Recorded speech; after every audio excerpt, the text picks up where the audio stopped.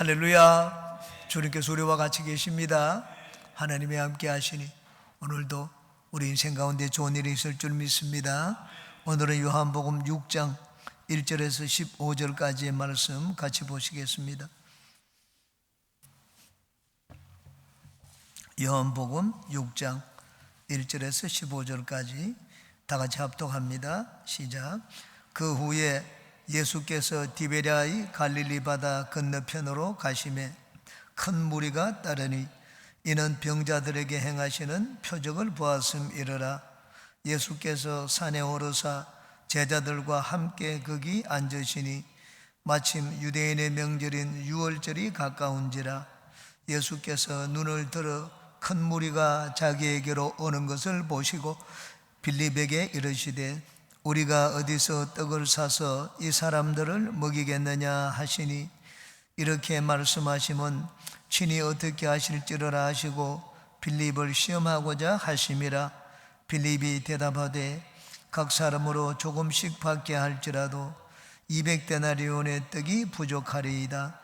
제자 중 하나 곧 시몬 베드로의 형제 안드레가 예수께 여짜오되 여기 한 아이가 있어 보리떡 5개와 물고기 2마리를 가지고 있나이다. 그러나 그것이 이 많은 사람에게 얼마나 되겠사옵나이까? 예수께서 이르시되 이 사람들로 앉게 하라 하시니 그곳에 잔디가 많은지라 사람들이 앉으니 수가 5,000명쯤 되더라. 예수께서 떡을 가져 축사하신 후에 앉아있는 자들에게 나누어 주시고 물고기도 그렇게 그들의 원대로 주시니라. 그들이 배부른 후에 예수께서 제자들에게 이르시되 남은 조각을 거두고 버리는 것이 없게 하라 하시므로 이에 거두니 보리떡 5개로 먹고 남은 조각이 12바구니에 찼더라. 그 사람들이 예수께서 행하신 이 표적을 보고 말하되 이는 참으로 세상에 오실 그 선지자라 하더라. 그러므로 예수께서 그들이 와서 자기를 억지로 붙들어 임금으로 삼으려는 줄 아시고 다시 혼자 산으로 떠나 가시니라. 아멘. 오늘은 오병이어의 기적에 대해서 같이 살펴보고 은혜를 나누겠습니다. 오병이어의 기적은 네 복음서에 모두 기록되어 있습니다.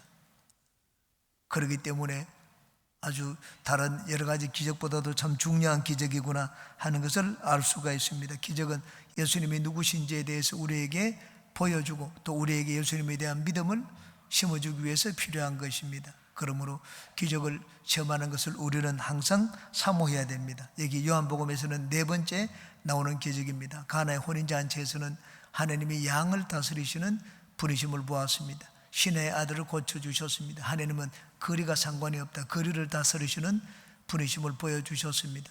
그 다음 38년 된 병자를 고쳐주셨습니다. 시간이 주님께는 문제가 되지 않습니다. 그 병이 얼마나 오랬더라도 주님은 시간을 다스리십니다. 여기는 양이 문제가 되지 않습니다. 난 가진 것이 없습니다. 양이 없어서 안 된다고 하는데 하나님께는 양도 문제가 되지 않는 것을 보여주셨습니다. 오늘 이 기적의 의미를 통하여 우리가 예수님에 대한 믿음을 더 보이시기를 바랍니다. 한 절씩 봅니다. 1절. 그 후에 예수께서 디베랴의 갈릴리 바다 건너편으로 가시니 그 후에라는 말은 예수님이 38년 된 중풍병자를 고치시고 난 다음에 아주 긴 설교 강화를 하셨습니다. 이 요한복음에는 병을 고치고 난 다음에 그 다음 거기에 대한 강화를 하시고 또 병을 고치시고 기적을 행하시고 난 다음에 또 긴 설교 의미를 가르쳐 주셨습니다. 여기서도 예수님이 오병이어의 기적을 행하고 난 다음에 이 기적의 의미가 무엇인지 예수님이 뒤에 22절에 보면 길게 또 강화를 말씀을 하고 계십니다. 나는 생명의 떡이다 이런 것을 예수님께서 가르쳐 주셨습니다. 디베랴의 갈릴리 바다라고 했습니다. 갈릴리 바다는 여러 이름으로 불렸습니다. 게네사렛 호숫가라고 불렀고 긴네렛 바다라고 불렀고 구약에서는 이 긴네렛 바다라고 불렀고 또 게네사렛 호수라고도 불렸습니다. 이 디베라는 로마의 2번째 황제의 이름입니다. 헤롯 안디바가 자기가 갈릴리와 베레아 지방을 통치를 할 때 그 수도로 삼기 위해서 도시를 건설을 했습니다. 그래서 새로 건설한 도시, 오늘날로 말하면 신도시입니다. 이 신도시 이름이 디베라였습니다. 디베라는 갈릴리 바다의 서쪽 부분에 있고, 그리고 예수님이 주로 사역을 하시던 고라신과 벳세다는 갈릴리의 바다의 북쪽에 있었습니다. 그 바다를 건너가야 됩니다. 그래서 디베라 바다, 갈릴리 바다 건너편으로 가시매라고 말씀을 했습니다. 2절에 큰 무리가 따르니 이는 병자들에게 행하시는 표적을 보았음이러라. 요한복음에는 대표적인 표적 7개만 선별해서 아주 자세하게 기록해 놓았습니다. 의미도 설명해 놓았습니다. 그렇지만 예수님의 7가지 기적만 행하신 것이 아닙니다. 예수님은 많은 기적을 행하셨습니다. 많은 기적을 행했다고 해서 성경에 일일이 다 기억하지 않았습니다. 우리에게 어떤 영적인 의미를 주느냐, 그 의미를 설명하기 위해서 선별적으로 7가지만 기록을 해놓았습니다. 이게 큰 무리가 따르니, 왜냐하면 병자들에게 행하는 표적을 보았기 때문이라고 했습니다. 오늘로 날도 교회에 큰 무리가 따르기 위해서는 교회에 하나님의 기적이 나타나야 됩니다. 산 위에 올라가면은 여러분, 물고기가 무슨 산에 있겠습니까? 산에 빵 부스러기를 물에 던져 보십시오. 이 돌 밑에, 그리고 또 저기 보이지 않는 곳에 숨어있던 고기들이, 잔잔한 고기들이 전부 다 그 먹이를 먹기 위해서 나옵니다. 우리 인생은 하나님의 기적이 필요합니다. 병고침의 기적도 필요하고, 삶의 여러 가지 문제를 해결해 주시는 기적도 필요합니다. 기적이 있으면 사람들이 모이게 됩니다. 그러므로 우리는 기도할 때 우리 교회 하나님의 기적을 많이 행하여 주시도록 기도하는 우리 모두가 되시기를 바랍니다. 3절에 예수께서 산에 오르사 제자들과 함께 거기 앉으시니 거기 벳세다의 작은 동산이 있었습니다. 제자들과 함께 산에 올랐습니다. 4절에 마침 유대인의 명절인 유월절이 가까운지라. 여기 요한복음에서는 세 번째 이제 유월절에 대한 이야기가 나옵니다. 2장에 보면은 유대인의 유월절이 가까운지라 얘기했고, 5장에도 보면 그 후에 유대인의 명절이 있으라고 했는데 이 명절이 유월절일 것이라고 말씀을 드렸습니다. 세 번째 이제 유대인의 명절이 가까운지라 얘기 나옵니다. 나중에 예수님이 마지막 유월절을 지내실 때, 그때 예수님이 이제 유월절 엿새 전에 예루살렘에 있는 베다니, 이 문둥이 이렇게 베다니 나사로의 집에 이르렀습니다. 그 유월절이 요한복음에서는 4번 나옵니다. 그래서 우리는 예수님의 사역을 3년 반이라고 이렇게 추정을 합니다. 5절에 예수께서 눈을 들어 큰 무리가 자기에게로 오는 것을 보시고 빌립에게 이르시되 우리가 어디서 떡을 사서 이 사람들을 먹이겠느냐 하시니, 이 무리가 오는데 이 무리들 어떻게 먹을 걸 나눠줘야 되지 않습니까? 예수님이 야 빨리 가서 흩어버려라. 아니면 예수님이 다른 곳으로 무리들을, 제자들을 데리고 가시거나 그렇게 하지 않았습니다. 우리가 주님 앞에 나아가면 문제를 가지고 나아갑니다. 여기 먹을 것이 없었습니다. 근데 주님은 문제를 가지고 나아가면 우리를 내쫓지 않습니다. 주님은 다른 곳으로 달아나시지도 않습니다. 주님께 나아가는 자를 주님은 외면하지 않고 배척하지 않습니다. 우리의 삶의 문제를 해결해 주십니다. 빌립에게 이르시되, 이 요한복음에는 빌립이 중요하게 등장합니다. 공관복음서에서는 빌립과 안드레, 여기 빌립과 안드레가 나오는데 빌립과 안드레가 중요한 인물이 아닙니다. 요한복음에는 이 오병이의 기적이 기록되어 있습니다. 그런데 거기에는 빌립과 안드레의 이름이 나오지 않습니다. 그런데 요한복음에는 이 공관복음서 이름 없는 제자들, 그 제자들을 여기 자세하게 얘기하고 있는 것을 볼 수가 있습니다.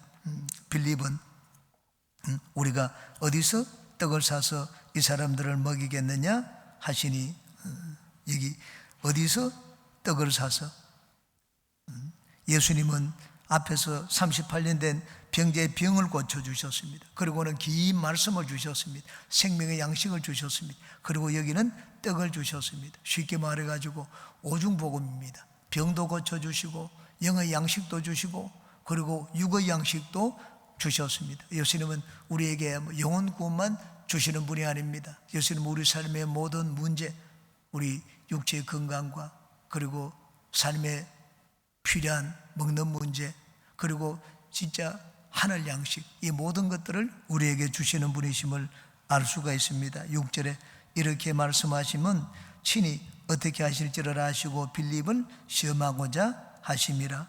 예수님은 빌립에게 불가능한 것을 말씀을 하셨습니다. 우리가 어디서 떡을 사서 이것을 먹이겠는가? 빌립은 베세다 사람입니다. 자기 고향입니다. 고향이기 때문에 그 지리를 잘 압니다. 여기 광야에서 베세다 도시까지는 한 9마일 정도, 14.4km 정도가 걸립니다. 1시간에 4km 가면 3시간 반, 4시간 걸리는 거리입니다. 지금 서너 시간 뛰어서 오고 가고 하려면 몇 시간 걸립니까? 7시간이나 걸립니다. 도저히 떡을 사올 수 없다 하는 것을 잘 아셨습니다. 친히 어떻게 하실 줄을 아시고, 보세요. 어디서 장소가 문제가 되죠. 떡을 구할 수 없는 시간이라는 것도 아셨습니다. 사가지고 돈도 없었습니다. 이 사람들은 무리가 너무 많았습니다. 다 계산해 봐도 안 된다는 것을 누구든지 알 수가 있습니다.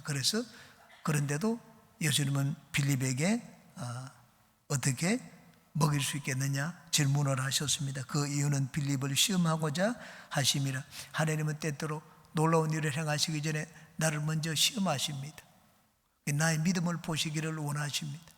그럴 때 하나님이 나를 시험하실 때, 상황이 절망 같을 때, 그럴 때 우리가 주님께 보여야 될 것은 믿음입니다. 빌립은 그때 믿음을 보이지를 못했습니다. 그러나 다른 제자 안드레가 예수님께 믿음을 보였습니다. 7절에 빌립이 대답하되 각 사람으로 조금씩 받게 할지라도 200데나리온의 떡이 부족하리이다. 빌립은 계산을 잘했습니다. 계산을 잘해가지고 금방 계산을 했습니다. 이 사람들 다 먹이려면 200데나리온 이상의 떡이 든다고 했습니다. 빌립은 머리가 좋은 자였습니다. 계산을 잘하는 자였습니다. 나중에 예수님의 유월절을 마지막 유월절을 지내기 위해서 예루살렘에 올라갔을 때 헬라 철학자들이 예수님을 찾았습니다. 예수님을 찾을 때 누구를 찾았는가? 이 철학자들이 머리가 좋은 자들이지 않습니까? 그 머리 좋은 제자를 찾았습니다. 말이 통하는 제자를 찾았습니다. 빌립을 찾았습니다. 당신에게 우리가 좀 대화를 할 수가 있겠는가? 빌립은 또 자기보다 예수님께 더 가까운 사람이 있었습니다. 안드레였습니다. 안드레에게 가서 이분들이 이렇게 하니까 예수님 좀 만나게 해드리자. 그렇게 해서 헬라 철학자들이 예수님께 나왔습니다. 여기도 보니까 빌립이 계산을 잘하는 자였습니다. 그래서 금방 계산을 했습니다. 이 계산한 결과가 어떻습니까? 200데나리온의 떡이 있어도 부족하다고 했습니다. 그 떡을 구할 돈도 없고 그런 떡도 없습니다. 살아갈 수도 없습니다. 거리가 너무 멀고 날도 저물고 도저히 안 되는 상황입니다. 하나님이 우리에게 기적을 행하실 때 먼저 우리를 절망의 벼랑 끝에 서게 만드십니다. 나는 도저히 내 힘으로 할 수가 없습니다. 그러고 난 다음에 하나님은 우리에게 놀라운 일을 보여주십니다. 왜 우리에게 기적을 행하실 때 우리에게 절대 절망감을 느끼게 만드십니까? 하나님의 영광을 받으시기 위해서입니다. 저는 29평 아파트 당첨이 되었을 때 이 계약금을 내지를 못했습니다. 계약금을 내지를 못해서 화요일까지 계약금을 내야 되는데 주일까지 돈을 구하지를 못했습니다. 그래서 저는 주일날 예배를 드리면서 포기하는 눈물을 흘렸습니다. 포기 예배를 들었습니다. 나는 이제 모든 것이 끝장났다. 그렇지만 하나님이 언제든지 아파트 당첨시킬 수 있기 때문에 계약금이 마련되면 그때 다시 하나님께 내가 구하겠습니다. 그렇게 예배를 드리고 눈물로 포기하는 기도를 했습니다. 그런데 그 다음날 하나님이 돈을 마련해 주셨습니다. 저는 모든 것이 끝장났다. 내 힘으로는 안 된다고 생각을 했습니다. 그리고는 그 고백을 하고 난 다음에 하나님이 놀라운 일을 행하시는 것을 체험을 했습니다. 하나님이 종종 우리에게 일을 하실 때 내 힘으로는 도저히 안 된다. 나는 끝장입니다. 이렇게 벼랑 끝에 서는 그런 고백을 하도록 만드십니다. 그렇게 하는 것은 하나님이 영광을 받으시기 위함입니다. 하나님이 우리 가운데서 최고의 영광과 높임을 받으시기 위해서 먼저 우리에게 절망을 체험하게 만드십니다. 그러므로 여러분은 절망을 체험할 때 절망이 끝이라고 생각하지 마십시오. 내가 절망일 때 바로 그때 절대 희망의 하나님을 만날 때가 되었다는 것을 알고 끝까지 믿음을 포기하지 않는 우리 모두가 되시기를 바랍니다. 8절에 제자 중 하나 곧 시몬 베드로의 형제 안드레가 예수께 여짜오되 9절에 여기 한 아이가 있어 보리떡 5개와 물고기 2마리를 가지고 있나이다. 그러나 그것이 이 많은 사람에게 얼마나 되겠사옵나이까. 빌립은 안 된다고 했습니다. 계산을 해보고. 근데 안드레는 좀 머리가 모자라는 자였는지 모르겠습니다. 공간복음서에 보면 너희가 먹을 것이 있는지 찾아보라. 너희가 먹을 것을 주라고 했습니다. 그래서 안드레는 예수님이 그 말씀을 하시니까 진짜 어디 먹을 것이 있는지 찾아봤습니다. 먹을 거 있는 사람들 좀 내놔 보세요. 전부 다 그 먹을 것 내놓으면 이 무리들이 먹을 수 있을 것이라고 생각을 했습니다. 어른들은 아무도 내놓지 않았습니다. 왜? 내놔 봐야 자기 오히려 손해보기 때문에, 내가 가진 것 다 뭐 10쪽을 10사람이 나눠 먹어야 되기 때문에 가지고 있고 내놓지 않았습니다. 근데 어린아이가 내놓았습니다. 여기 보리떡 5개, 물고기 2마리, 한 아이가, 그 아이가 내놓은 것을 가지고 많은 무리가 먹었습니다. 물질을 가지고 먹였습니까? 하나님이 물질을 가지고 그 많은 무리를 먹이지 않았습니다. 헌신을 가지고 먹였습니다. 하나님이 오늘날도 일을 하십니다. 하나님이 놀라운 일을 하십니다. 부자들을 통해서 가진 것이 많은 사람들을 통해서 일을 하지 않습니다. 가진 것이 적었습니다. 그런데 아이가 헌신을 했습니다. 하나님은 오늘날도 하나님 교회를 위해서, 하나님의 나라를 위해서 일을 하십니다. 우리가 보기에 놀라운 일을 하십니다. 무엇을 가지고 일을 하시는가? 물질을 가지고 일을 하시는 것이 아니라 우리의 헌신을 가지고 일을 하십니다. 예수님이 말씀을 하셨습니다. 너희 믿음의 겨자씨 한 알만큼만 있어도 산들을 바다에 들리오라고 해서 그 말하고 이룰 것을 믿고 의심하지 않으면 그대로 된다고 말씀을 하셨습니다. 산을 옮기는데 필요한 것은 뭐 놀라운 중장비가 아니었습니다. 겨자씨 하늘 만한 믿음이라고 말씀을 했습니다. 중요한 것은 헌신입니다. 양이 크고 많음이 아니라, 오늘날도 우리가 하나님을 살아가는 마음으로 헌신하면 주님은 그것을 가지고 놀라운 일을 행하십니다. 예도 순복음교회가 지어질 때 일입니다. 조영기 목사님은 그 전날 창문에서 뛰어내리려고 했습니다. 뛰어내리려고 하는데 하나님이 붙잡았습니다. 용기야, 네가 죽을 그 용기를 가지고 살아보면 안 되겠니?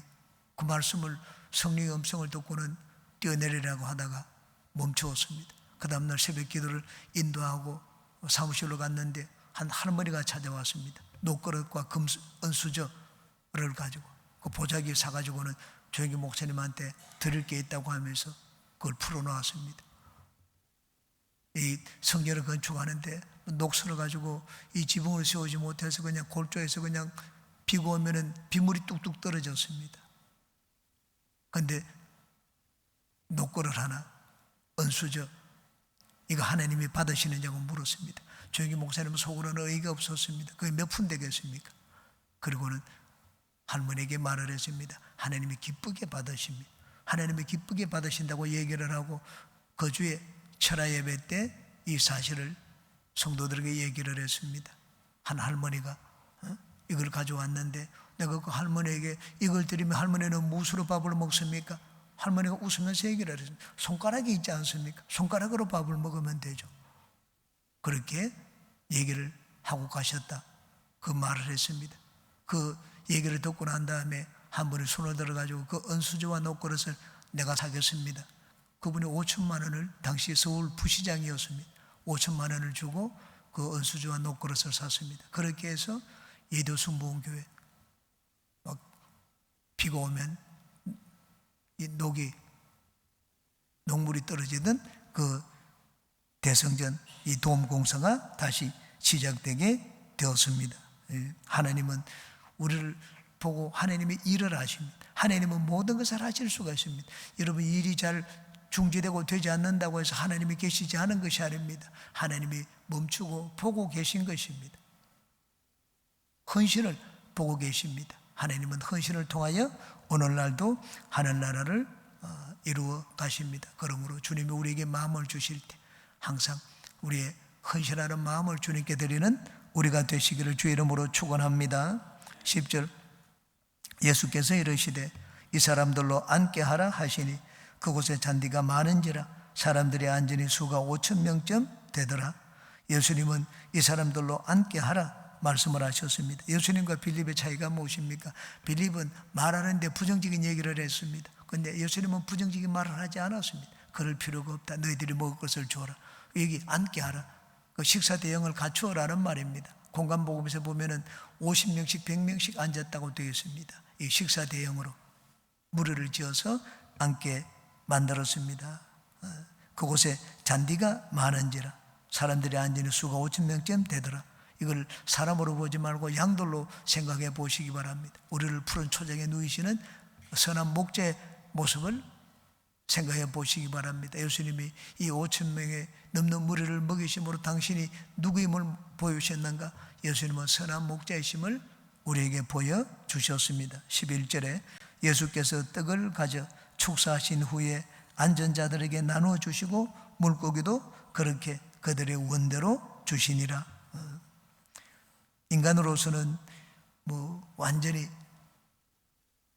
포기를 했습니다. 인간으로 포기를 했는데 베드로도 빌립도 안드레도 다 안 된다고 생각을 했는데 예수님은 그들을 앉게 하고 그러고 난 다음에 그들에게 먹을 것을 주셨습니다. 하나님이 언제 일을 하시는지 우리에게 보여주고 있습니다. 하나님은 인간의 절망 위에 일을 하십니다. 그러므로 여러분, 사람이 나는 이제는 끝장났다, 죽었다고 생각을 할 때 그때가 곧 이제 하나님이 일하실 때가 되었다는 말입니다.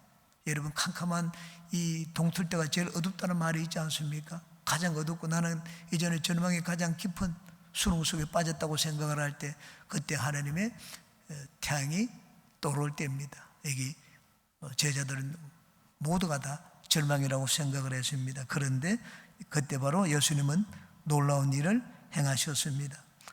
예수께서 떡을 가져 축사하신 후에, 이 떡은 누가 가져온 떡입니까? 안드레가 가져온 떡입니다. 빌립은 안 된다고 하고 안드레는 조그마한 것이지만 떡을 가져왔습니다. 빌립은 이성을 사용하고 이성을 가지고 판단해서 안 된다고 생각을 하고, 안드레는 예수님이 너희가 먹을 것을 주라고 하니까 먹을 것을 찾아보았습니다. 예수님이 말씀을 있는 그대로 그냥 받아들였습니다. 하나님은 누구를 통하여 일을 하시는가? 머리 좋은 사람을 통하여 일을 하지 않습니다. 하나님 말씀을 그냥 받아들이는 사람, 그들은 사람을 통하여 하나님이 일을 하십니다. 그러므로 여러분이 이성을 가지고 내가 판단해야 될까? 믿음을 가지고 따르고 순종해야 될까? 그런 갈림길에 섰을 때 여러분은 이성보다 믿음을 택하는 분들이 되시기를 주의 이름으로 축원합니다. 12절에 그들이 배부른 후에 예수께서 제자들에게 이르시되 남은 조각을 거두고 버리는 것이 없게 하라 하심으로, 그들이 배부른 후에 라고 했습니다. 무리들은 모두가 배부르게 먹었습니다. 그냥 끼니를 때웠다 그렇게 말씀을 하지 않았습니다. 배부른 후에 그냥 많이 여기저기 흩어진 불쓰레기가 있을 정도로 이들은 배부르게 먹었습니다. 하나님은 어떤 분이신가? 하나님은 결코 째째한 분이 아닙니다. 하나님은 모든 것이 넉넉한 분입니다. 우리 기독교인에 대해서 하나님이 성경은 말씀을 하고 있습니다. 기독교인은 세상에 나가서 후한 성품을 보이라고 했습니다. 왜? 하나님이 째째한 분이 아니기 때문입니다. 하나님은 결코 인색한 분이 아니기 때문입니다. 그런 하나님을 믿고 있으면 세상에 나가서도 넉넉한 성품, 후한 성품, 다른 사람이 그냥 내지 못하고 아끼고 있을 때 선뜻 내라고 했습니다. 하나님이 그만큼 후한 분이 아니냐 그렇게 말씀을 했습니다. 하나님은 우리를 배부르게 먹이시는 분입니다. 그리고는 남은 조각 여기저기 그냥 버리도록 하지 않았습니다. 남은 조각을 다 거두라고 말씀을 했었습니다. 하나님은 경제적인 분입니다. 하나님은 가진 것이 있다고 해서 마음대로 낭비하시는 분이 아닙니다. 하나님은 절제하시는 분이고 하나님은 또한 경제적인 분이십니다. 그러므로 우리가 하나님이 내 인생에 함께 해주시고 하나님의 복을 받기를 원하면 예수님이 말씀하신 이것을 잘 내 삶에 실천해야 됩니다. 내가 돈이 있다고 해서 함부로 막 쓰고 펑펑 쓰고 그렇게 하면 하나님이 함께 하시지 않습니다. 있지만서도 이게 절약할 것은 절약하고 경제적으로 생활을 해야 되는 것을 보여주고 있습니다. 13절에 이에 거두니 보리떡 5개로 먹고 남은 조각이 12바구니에 찼더라. 처음에는 이 보리떡 5개로 시작을 했습니다. 그런데 나중에 보니까 남은 것은 12바구니가 되더라고 말씀을 했습니다. 우리가 하나님 앞에 드리면 나중에 그 결과가 어떻게 됩니까? 결코 모자라지를 않습니다. 우리가 하나님 앞에 드리면 나중에 그 결과는 훨씬 더 풍성하게 되는 것을 보여줍니다. 이게 하나님의 역사입니다. 14절에 그 사람들이 예수께서 행하신 이 표적을 보고 말하되 이는 참으로 세상에 오실 그 선지자라 하더라. 세상에 오실 그 선지자, 이 그 선지자란 말은 여러 명의 선지자 중에 하나를 말하지 않습니다. 바로 유일한 그 선지자란 말입니다. 모세가 신명기 18장 15절에 말씀을 했습니다. 너희들이 내 말을 잘 안 듣는데 하나님이 나중에 나와 같은 선지자 하나를 주실 것이다. 그럴 때 너는 그 말을 거역하지 말라고 했습니다. 내 말을 듣지 않으면 그건 괜찮지만 나중에 나와 같은 선지자 안에 오리라 한 바로 그 선지자의 말을 듣지 않으면 그때는 기회가 없다. 그때는 너희들이 멸망이다. 그렇게 말씀을 했습니다. 오리라 한 그 선지자 곧 메시아를 말합니다. 하나님이 이스라엘 백성들을 구원하고 왕으로 다스리기 위해서 보내시는 하나님의 종을 말합니다. 그래서 예수님이 이런 놀라운 기적을 행하니까 이분이 바로 오리라 한 그 선지자, 모세가 말한 율법에 기록된 바로 그분이구나, 그렇게 생각을 했습니다. 무엇 때문에 그렇게 생각을 했습니까? 그 사람들이 예수께서 행하신 이 표적을 보고 말하되 라고 했습니다. 표적이 단순히 기적이라고 하지 않았습니다. 기적은 단순히 자연 현상을 초월하는 놀라운 이 초자연적인 현상, 이걸 기적이라고 합니다. 기적 가운데 특별히 무언가를 보여주는 것을 표적이라고 합니다. 안 보이는 세계, 영의 세계, 하나님에 대해서 보여주는 기적을 표적이라고 말합니다. 우리 이 세상에도 하늘 공중에서도 표적이 나타나기도 하고 땅에서도 막 이상한 기적이 나타나기도 합니다. 그런데 그런 기적 가운데 분명하게 그 너머에 우리 눈에 안 보이는 영적인 존재가 계신다, 하나님이 계신다는 것을 보여주는 이런 기적을 요한복음에서는 표적이라고 표현을 했습니다. 그래서 그 사람들이 예수께서 행하신 이 표적을 보고 이분이 바로 메시아구나, 그렇게 얘기를 했습니다.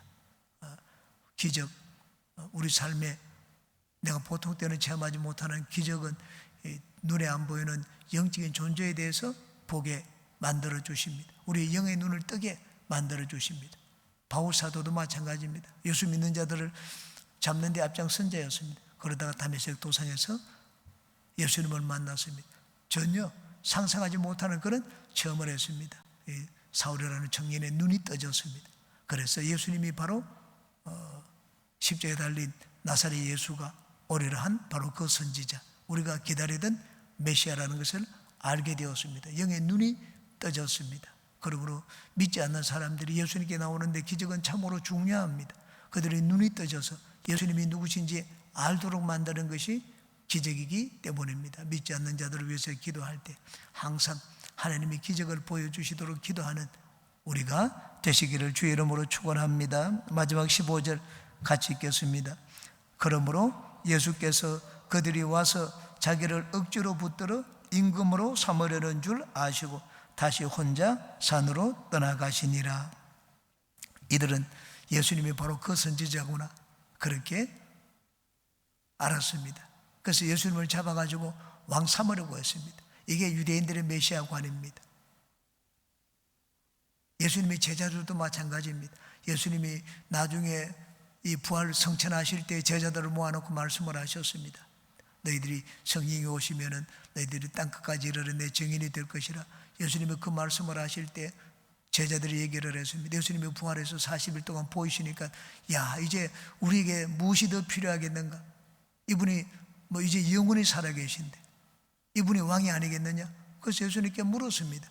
이스라엘 나라를 회복하실 때 지금 식민지 종살이하고 있는데 이 나라를 회복시켜서 다윗 왕국을 회복할 때가 바로 지금입니까? 이들은 정치적인 메시아를 기다렸습니다. 이게 유대인들의 메시아가 아닙니다. 유대인들은 십자가에 달린 예수 그리스도를 믿지를 않았습니다.